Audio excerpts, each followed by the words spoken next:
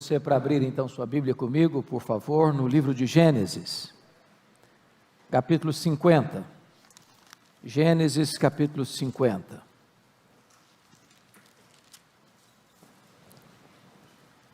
Nós leremos todo este capítulo.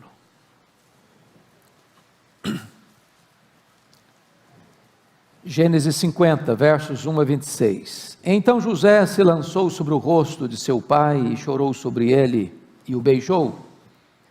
Ordenou José a seus servos, aos que eram médicos, que embalsamassem a seu pai, e os médicos embalsamaram a Israel, gastando nisso 40 dias, pois assim se cumprem os dias do embalsamamento, e os egípcios o choraram 70 dias.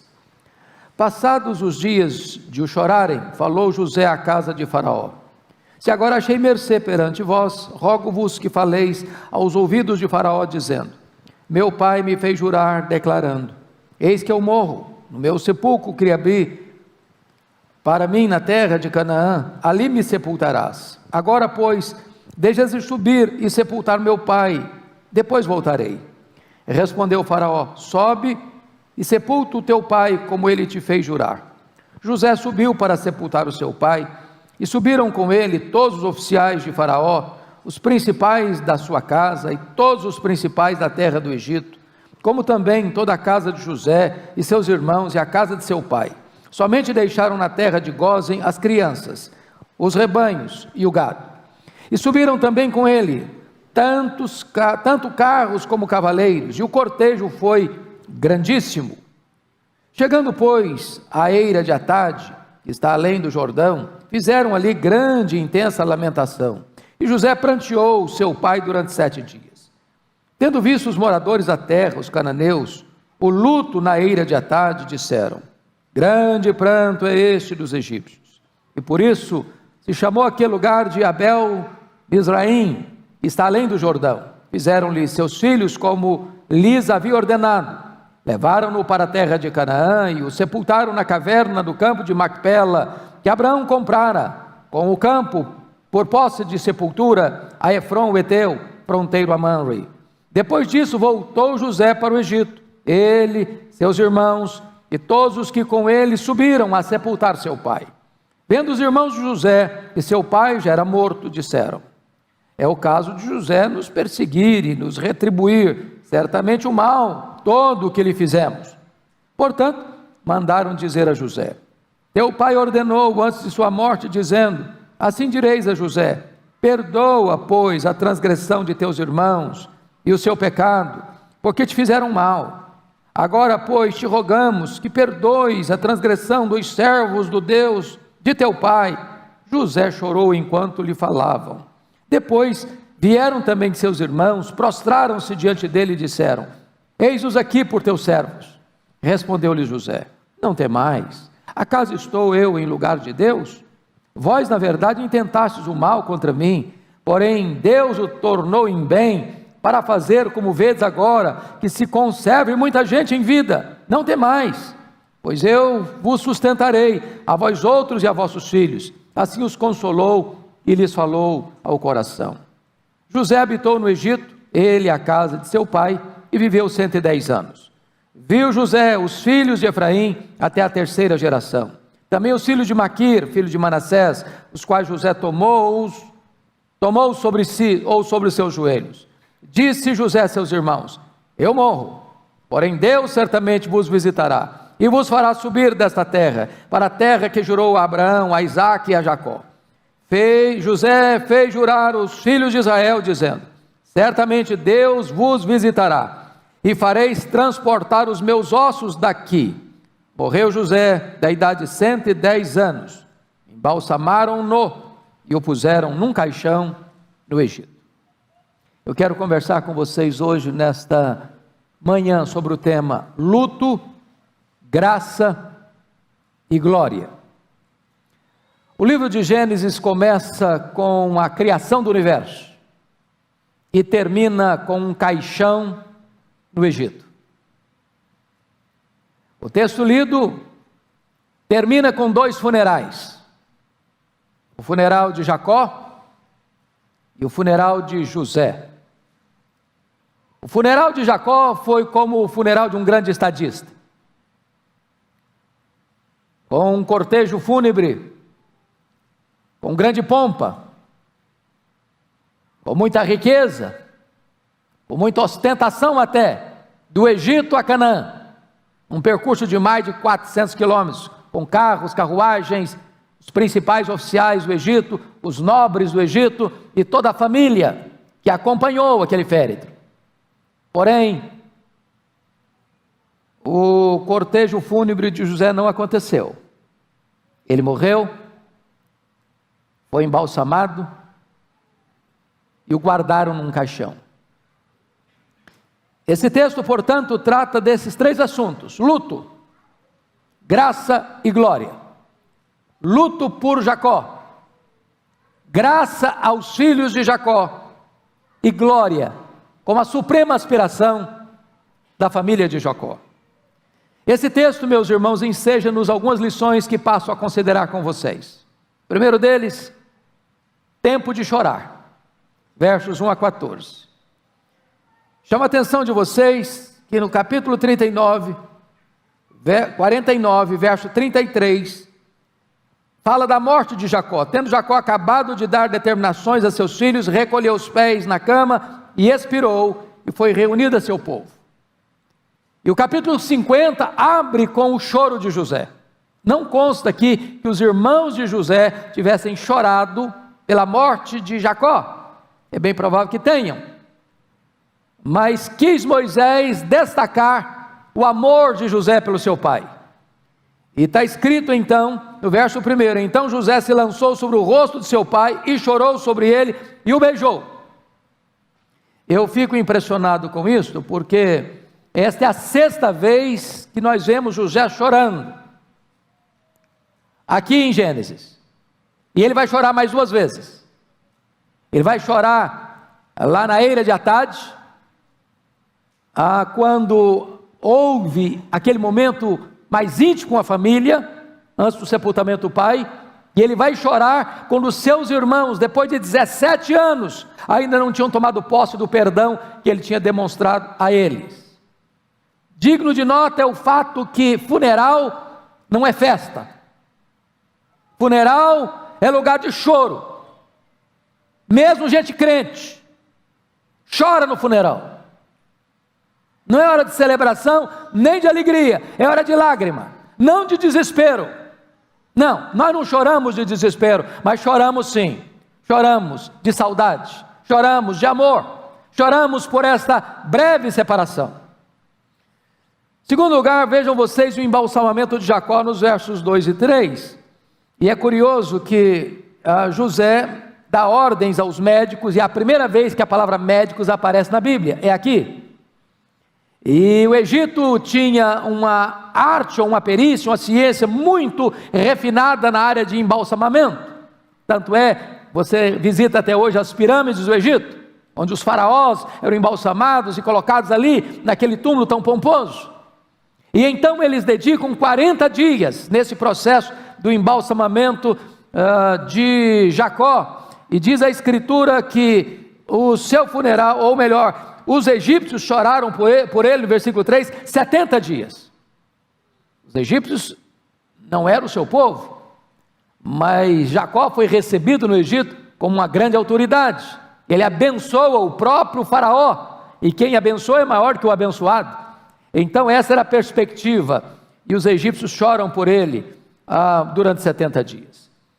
Terceiro lugar, a permissão de Faraó para subir a Canaã, versículos 4 a 6. Talvez você questione, mas por que o José, que era primeiro-ministro do Faraó, era governador do Egito, não vai a Faraó e pede para que Faraó lhe dê essa oportunidade? Porque dentro da cultura da época, José estava de luto, e em luto não se visitava o rei.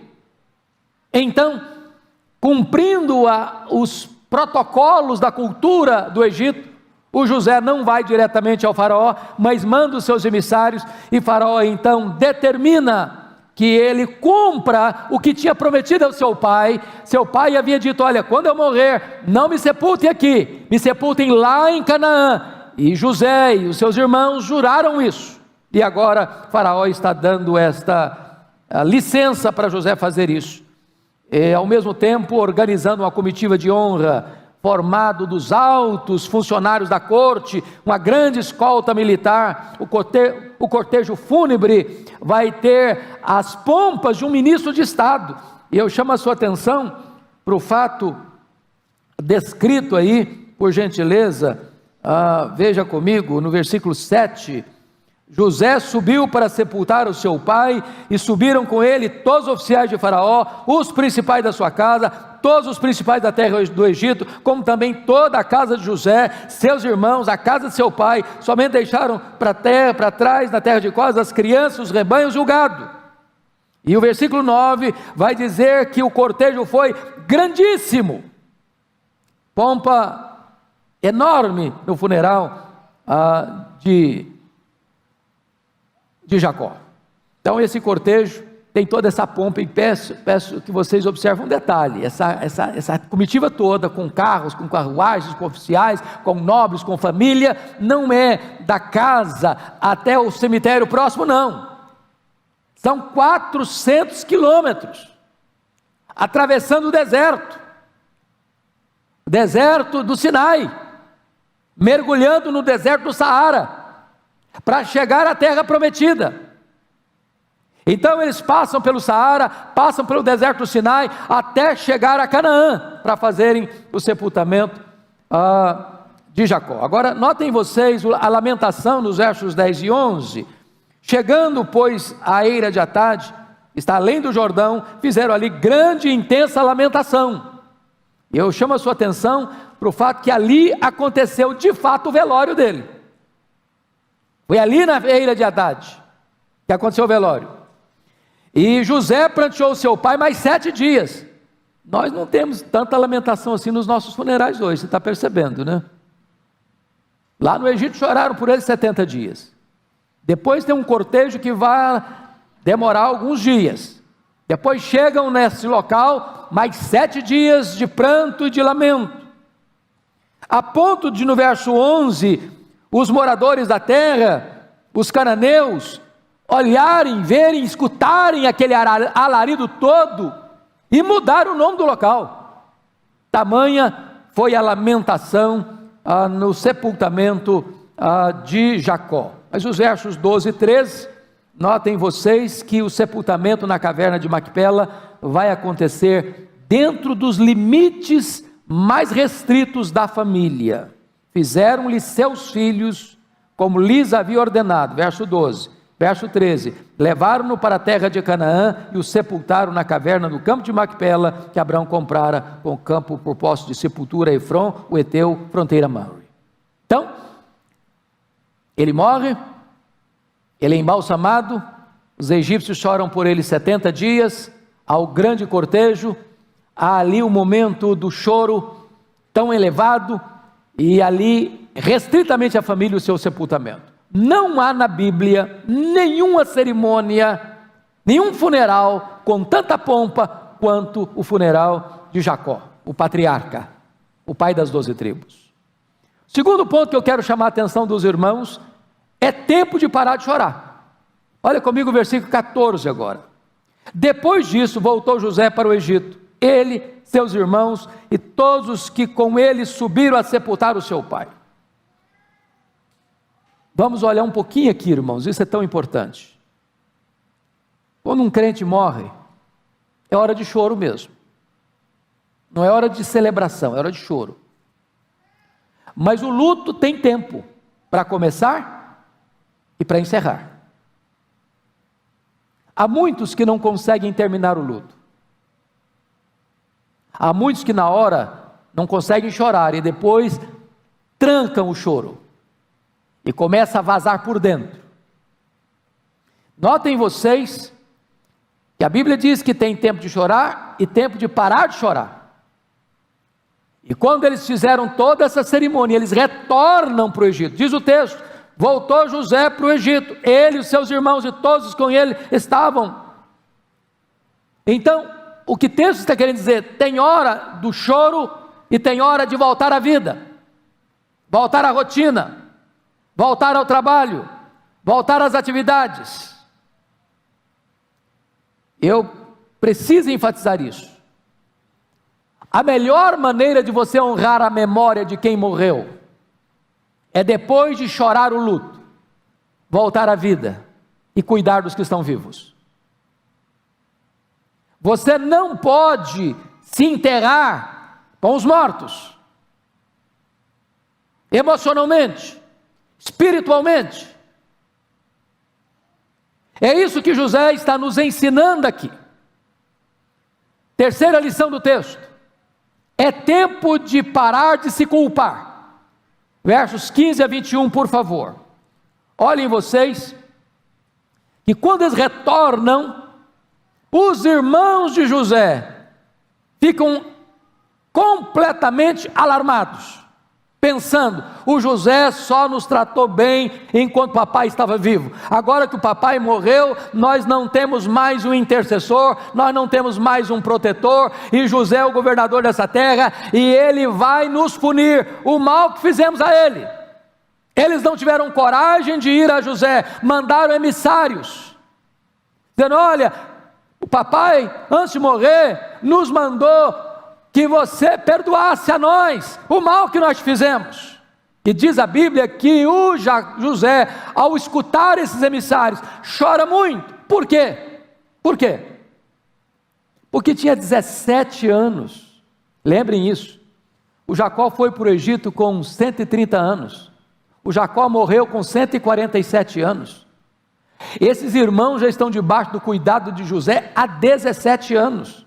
José deu a eles a melhor terra, a terra de Gósen. José os sustentou. José arranjou trabalho para eles, para cuidar dos rebanhos do faraó. José tinha demonstrado durante 17 anos o seu amor aos seus irmãos, e eles ainda estão com a consciência atormentada pela culpa.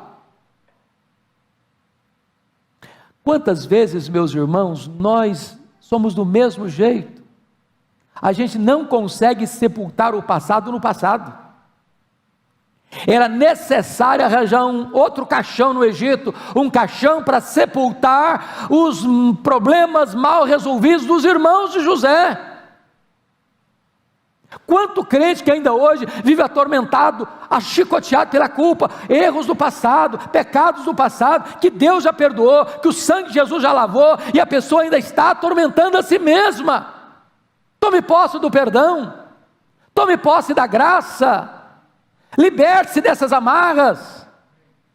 Se Deus já lançou os seus pecados nas profundezas do mar, se Deus já lançou os seus pecados para trás das suas costas, se Deus já lançou os seus pecados nas profundezas do mar, não os traga mais de volta para chicotear a sua consciência e a sua alma. Liberte-se disso, tome posse do perdão.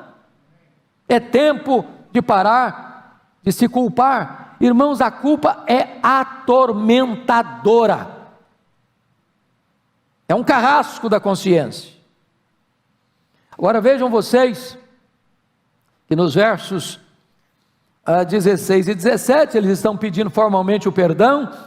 Aí vem o choro da tristeza, no versículo 17b, José chorou enquanto lhe falavam, e o José está chorando porque os irmãos viveram 17 anos, parece que não acreditando no amor de José, no cuidado de José. Quantas vezes nós também vivemos atormentados, quando Deus já nos deu prova do seu amor por nós. Mas vejam vocês o verso 18 comigo, porque no verso 18 os irmãos de José chegam para ele, agora eles mesmos vão, se oferecendo como escravos. Depois vieram também os seus irmãos, prostraram-se diante de José e disseram: eis-nos aqui por teus servos. Não, eles não são servos, eles são irmãos. Eles já receberam herança, eles já estão sendo cuidados, protegidos. Irmãos, quantas vezes o nosso problema não é a circunstância, é o sentimento. Lembra lá do salmo que o pastor leu hoje, Salmo 116? Quando chega no verso 7, ele diz assim: volta minha alma ao teu sossego, pois o Senhor tem sido generoso para contigo. Tem hora que você está desassossegado, tem hora que você está atormentado, tem hora que você está vivendo debaixo do chicote da culpa, tem hora que você está sendo vergastado pelo chicote das acusações que perturbam a sua alma, e Deus está dizendo: meu filho, para quê? Eu já demonstrei minha graça a você, eu já perdoei você, eu já limpei você com o sangue do meu filho, você não tem mais culpa, você já está justificado. Para que você está se atormentando de novo? Por que você quer se colocar debaixo do jugo de novo? Eu não chamo você mais de escravo, nem de servo, eu chamo você de amigo. Louvado seja Deus, irmãos, porque nós encontramos aqui a graça consoladora nos versos 19 e 21. Eu peço que você leia comigo em voz alta os versos 19 a 21, vamos juntos? Respondeu-lhes José: não temais, acaso estou eu em lugar de Deus? Vós, na verdade, intentaste o mal contra mim, porém Deus o tornou em bem, para fazer, como vedes agora, se conserve muita gente em vida. Não temais, pois, eu vos sustentarei, a vós outros e a vossos filhos. Assim os consolou e lhes falou ao coração. Primeira coisa que eu destaco aqui, irmãos, é que o amor lança fora o medo. Não temais. Não temais. Segundo, a vingança é uma usurpação da autoridade divina. Não estou no lugar de Deus. Cuidado para você não ficar no lugar de Deus, sabia? Não deu troco não, não revide não. Se alguém fez o mal a você, ore por ele, perdoe a ele, abençoe a ele. Não tente pagar o mal com o mal, porque essa não é a sua missão. Vingança é atribuição de Deus. José entendeu isso. Terceiro, Deus transforma o supremo mal em supremo bem. Entenda isso, quem governa a sua vida é Deus, quem está no trono é Deus. Mesmo que as pessoas intentem o mal contra você, Deus é poderoso para reverter isso e transformar esse mal em bem para a sua vida e até para quem fez o mal para você. Deus é soberano. Quarto lugar, o amor sempre excede. Versículo 21a diz: não temais, pois eu vos sustentarei, a vós outros e a vossos filhos. Olha aí, os irmãos fizeram mal para ele, ele abençoou os irmãos e abençoou os filhos dos irmãos. É graça sobre graça, louvado seja Deus. O amor perdoador é o amor que traz verdadeiro consolo. O verso 21b diz que assim os consolou e lhes falou ao coração. Bom, mas vamos à quinta verdade desse texto: é tempo de celebrar a família. Versículos 22 e 23, meus irmãos, trata da família de José. Olha comigo: habitou José no Egito, ele e a casa de seu pai, viveu 110 anos. Viu José os filhos de Efraim até a terceira geração, e viu também os filhos de Maquir, filho de Manassés, os quais José tomou sobre os seus joelhos. Pergunta para vocês, para melhorar o entendimento: quantos anos tinha José quando ele levou sua família para o Egito?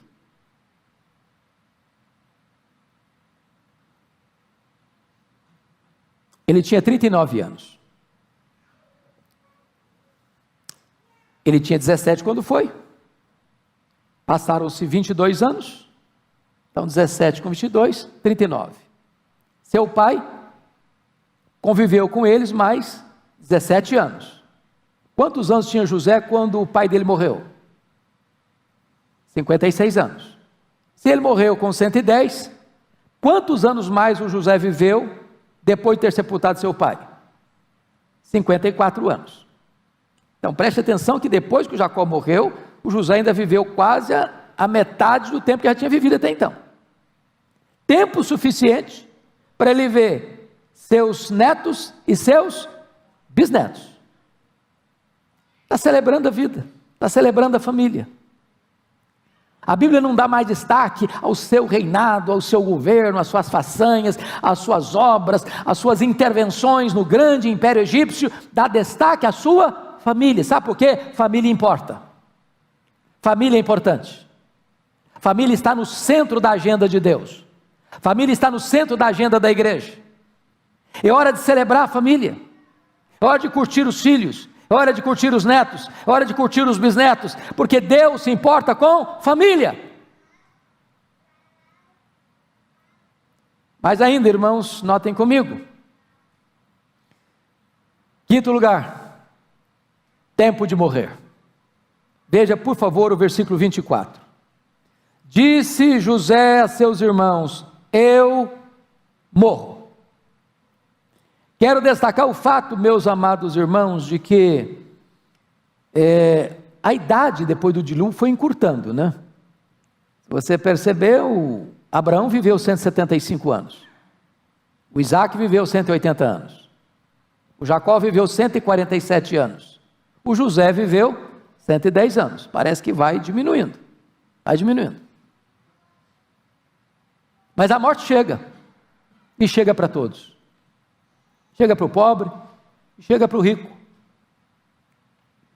chega para o camarada que não tem saneamento básico, e chega para o cara que mora no palácio, no maior conforto e com as melhores proteções. Mora para o cara que tem que ir para o SUS enfrentar fila de madrugada para fazer uma consulta, e mora para o cara que tem médico contratado só para cuidar dele. A morte chega para o cara que ganha salário mínimo, e para o cara que é multibilionário. A morte chega para o pai, a morte chega para o filho, a morte chega para o neto. Ao homem está ordenado morrer. A sentença de Deus é clara, e o homem que foi feito pó, volte ao pó. A não ser que Jesus volte, todos nós morreremos até lá. A não ser que Ele volte na nossa geração, nós morreremos. Não tem como contornar isso.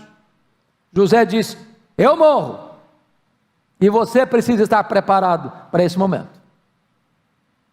Mas em último lugar, sexto e último lugar, tempo de esperar a volta para a terra prometida. Veja comigo o versículo 24, uma profecia sobre o Êxodo. Disse José a seus irmãos: eu morro, porém Deus certamente vos visitará e vos fará subir desta terra para a terra que jurou dar a Abraão, a Isaque e a Jacó. Vejam vocês, amados irmãos, que quando José morre, ele não morre sem esperança. Ele não morre como que descendo uma ladeira. Ele não morre como que caminhando para um ocaso sombrio. Ao morrer, ele diz: eu morro. Mas a promessa de Deus não morre. Eu morro, mas Deus está vivo e no controle. Eu morro, fecho as minhas cortinas, mas o projeto de Deus continua. As promessas de Deus não caducam. O que Deus prometeu a Abraão, Ele vai cumprir. O nosso povo não vai ficar para sempre no Egito. O nosso povo vai sair daqui, porque Deus tem uma promessa da terra prometida. Isso aponta para nós, irmãos, que nós não temos os nossos pés plantados aqui. Nós estamos aqui como peregrinos, como forasteiros. Nós estamos de passagem. Nós também caminhamos para Canaã celestial. É lá que é a nossa terra, é lá que é a nossa pátria, é lá que está a nossa herança. Mas notem vocês, uma incumbência aos seus irmãos. Versículo 25, fez José jurar aos filhos de Israel, dizendo: certamente Deus vos visitará, e fareis transportar os meus ossos daqui, assim como Jacó tinha pedido aos seus filhos, para não sepultá-lo no Egito, e sim em Canaã. Agora o José está pedindo outra coisa. Ele sabe que os seus irmãos não têm cancha, não têm autoridade, não tem a influência política que ele, para fazer o seu sepultamento lá na terra prometida. Impossível. Eles não tinham essa cancha. Então ele não está pedindo isso. Ele está pedindo: olha, eu quero que quando o êxodo acontecer, quando a hora de sair chegar, vocês transportem daqui os meus ossos. José era um gentio externamente, mas ele era um hebreu no coração. Você está no mundo, mas você não é do mundo. E é curioso que o texto termina no verso 26 assim: morreu José da idade de 110 anos, embalsamaram-no e o puseram num caixão no Egito. Preste atenção nisso. Sabe quanto tempo eles viveram mais ali? Praticamente quase mais 400 anos. Pelo menos uns 350. E sabe o que é que eu imagino? Que quando o povo estava sendo açoitado, trabalhando pesado, pisando barro, debaixo de chicote, eles olhavam para o caixão de José e aquilo era uma esperança para eles. O caixão de José apontava o seguinte: nós vamos sair daqui, nós vamos sair daqui, nós vamos sair daqui. Aqui não é o nosso lugar, aqui estamos sofrendo, aqui estamos gemendo, aqui estamos debaixo do tacão cruel, mas nós vamos embora daqui. Sabe o que aconteceu? Quando Moisés, mais de 300 anos depois, vai libertar o povo, olha o que aconteceu. Por favor, abra sua Bíblia aí comigo e eu termino agora. Êxodo 13, 19. Êxodo 13, 19. Pode ler alto comigo? Vamos juntos?